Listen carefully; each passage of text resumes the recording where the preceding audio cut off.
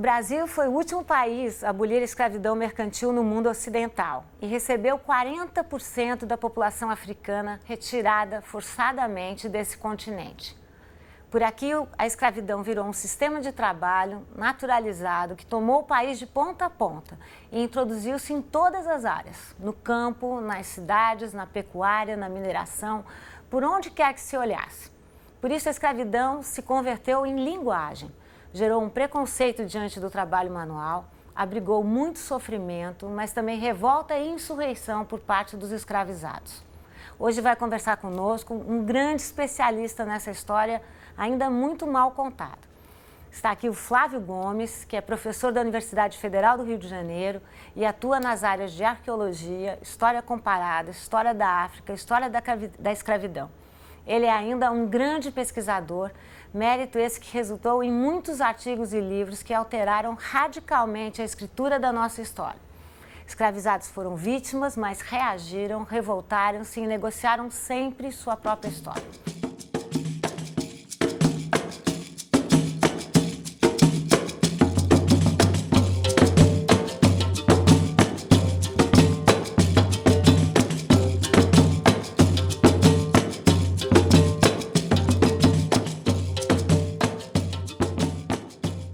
Flávio, muito obrigada pela sua participação aqui.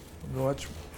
Bom, vou começar por uma área que você, enfim, nada de braçada, como se diz.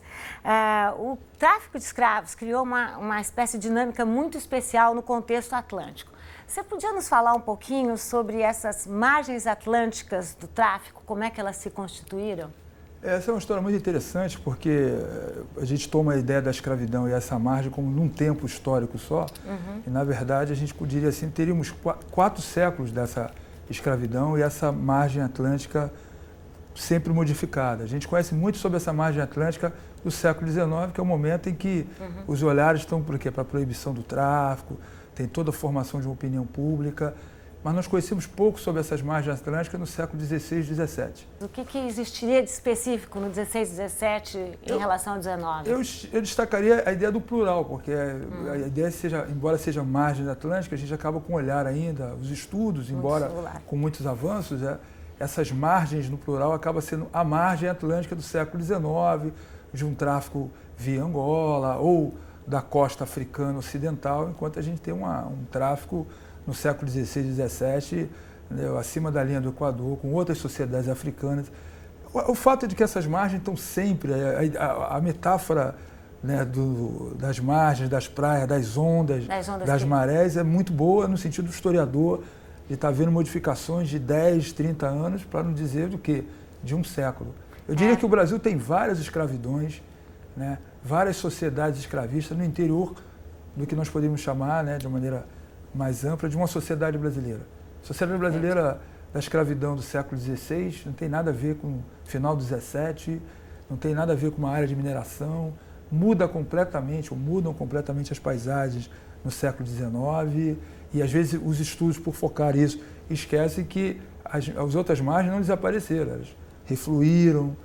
E como você está chamando a atenção, também outro aspecto do estudo da escravidão durante muito tempo, por demais centralizado, era o foco ou no açúcar, né, de Pernambuco, da Bahia, ou então, depois no 19, no café, até as imagens, né? A gente sabe também que essa imagem plural que você está construindo e toda uma historiografia muito importante sobre a escravidão vem construindo, mostra que a escravidão foi muito mais ampla e diversa e pelo Brasil inteiro, né? Daria, quando o Brasil nem era Brasil, né? Daria para você dar alguns exemplos Não, disso? essa característica é incrível porque você tem escravidão, a gente costuma falar, hoje a gente sabe que essas expressões são equivocadas do ponto de vista da geografia, né? Do Oiapoque ao Chuí, mas você tem escravidão lá em cima no Rio Negro, escravidão africana, e lá numa produção de trigo no Rio Grande do Sul, na primeira metade do século XVII. Se você compara com outras sociedades escravistas nas Américas, vamos pegar o caso do que seria os Estados Unidos ou a América, né, aquela ocupação, tem abolicionista norte-americano em 1840 no norte que nunca tinha visto um escravo E essa ideia, como são muitas sociedades, né, diferente, por exemplo, dos Estados Unidos, no Brasil também outro mito recorrente é dizer que só os grandes senhores tinham escravos, né? A gente sabe que essa história não é assim, né, Flávio? Não, de jeito nenhum. O acesso à propriedade escrava era muito extenso, né? Embora a gente conheça pouco sobre como isso se dava no mundo rural. Como a gente conhece pouco em termos de historiografia, como era a vida de um pequeno proprietário, de um sitiante, né? Aquela ideia de que o homem do mundo rural está ligado muito à presença sensorial. Nas cidades, a propriedade escrava foi mais, digamos assim, funcionários. Muitos. Aí você tem as imagens dos viajantes, que é o sujeito que sai de casa e tem um escravo para carregar o seu embrulho, o seu pacote, essas coisas. Os estudos aqui no Brasil já chamam quem tem mais de 40 escravos como um grande proprietário. Tá. Mas só que tinha sujeitos que tinha 40 escravos numa região que era um grande proprietário, mas numa região que o sujeito podia ter 400 escravos, esse sujeito não era um grande escravista. Comparando com outras regiões escravistas, Jamaica, por exemplo, esse número é pequeno, porque um grande fazendeiro na Jamaica tinha que ter 600 a 700 escravos. Uau. Então, no Brasil, você tem algumas indicações de proprietários, até com 1000 escravos, mas até propriedades religiosas. Os jesuítas tinham fazendas, chegaram até 600, 700, beneditinos também, fazendas. Alguns senhores no Vale do Paraíba, não com uma só fazenda, mas 3, 4, 5, conseguia ter 2000 escravos. Né?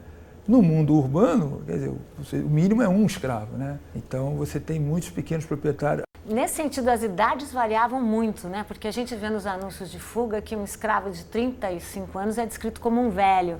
E um escravo de 12 já apto ao trabalho, né? Aparece. Exato. Quer dizer, os números do tráfico, a gente podia falar como tendência, os africanos estão chegando aqui entre 9 e 14 anos, né? Como tendência. Mas nada pode ter impedido de ter chegado um africano aqui com 25, 30, 40 anos. E né? Tem um desequilíbrio, enfim, mais homens do que muito mulheres. Mais, ou seja, a ideia de mais ou menos 10 homens para 2 mulheres. Só que no momento que você tem a criolização demográfica, ou seja, os nascidos escravos no Brasil, esse equilíbrio logo... E a mortalidade também, os índices de mortalidade... Altíssimos, né? E, enfim, no trabalho. Não, e os índices de mortalidade também, embora tenha alterado a população com os crioulos, o índice de mortalidade infantil dos filhos de crioulos eram muito altos em algumas regiões. Então, por mais que nascessem mais crioulos e pudesse alterar o regime demográfico, morria muita gente jovem. Se dizia na primeira geração um crescimento negativo de escravos. Não, acho que o grande exemplo é os Estados Unidos, quando tem o final do tráfico no início do século XIX, entre o final da escravidão nos Estados Unidos na década de 60, a população escrava norte-americana cresce 4 vezes. Ou seja, sem entrada do tráfico atlântico. Claro. Quer dizer, no Brasil, ao contrário, quer dizer, diminui pelo quê? O índice de mortalidade muito alto. E o regime castigado. Regime de castigo. E também um fato que é bem da escravidão brasileira, que é o fato da alforria. Essa é uma especificidade brasileira. Isso, né? Muitas alforrias, não necessariamente por bondade, benignidade, até nas relações mesmo econômicas. Compras, né? As cidades, por exemplo, começam a chegar a uma população de trabalhadores imigrantes, portugueses e tal. Então, para um senhor que tem ali 2, 3 escravos trabalhando ao ganho na cidade, não é mais vantagem ele manter esse escravo. Claro. E aí quem é o melhor comprador para esse escravo? O próprio escravo. O próprio.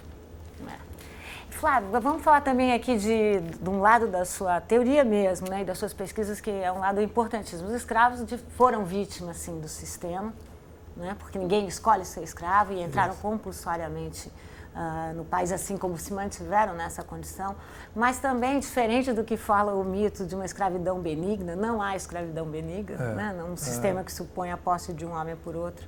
Mas os escravos no Brasil se revoltaram mais, se rebelaram mais. Vamos falar um pouco desse outro lado, do lado da rebelião e negociação? Isso, o mito da escravidão benevolente contra uma escravidão cruel foi criado exatamente na dimensão de explicar a realidade racial que essas sociedades enfrentaram no pós-abolição.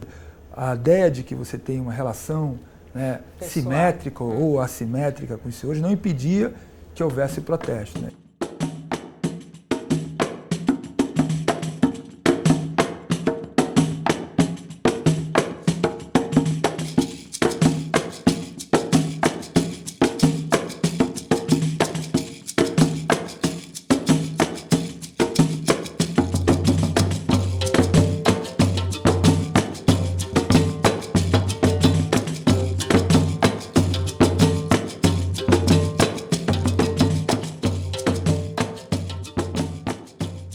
Brasil teve a revolta escrava que tem mais impacto no Atlântico, no momento que tem.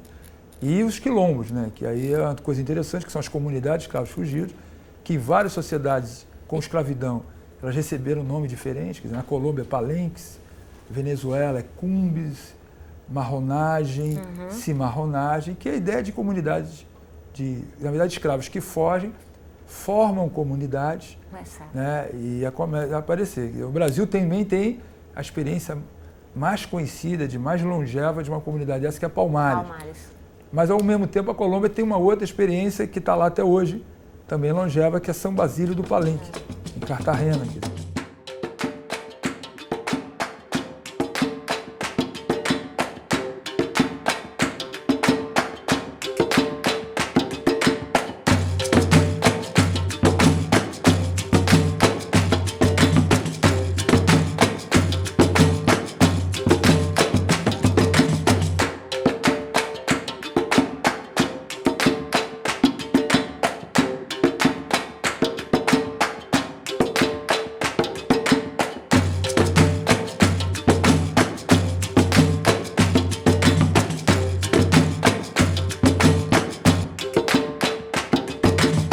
Palmares virou um símbolo, né? Mas a gente pode dizer que existiam também, como a escravidão era plural, também quilombos muito distintos, né? Transitórios, outros totalmente integrados. Isso, não é? Né? Não, é até dificuldade do historiador, porque os quilombos só aparecem na documentação, que é o registro que o historiador tem para considerar a experiência histórica, quando se quer destruí-lo.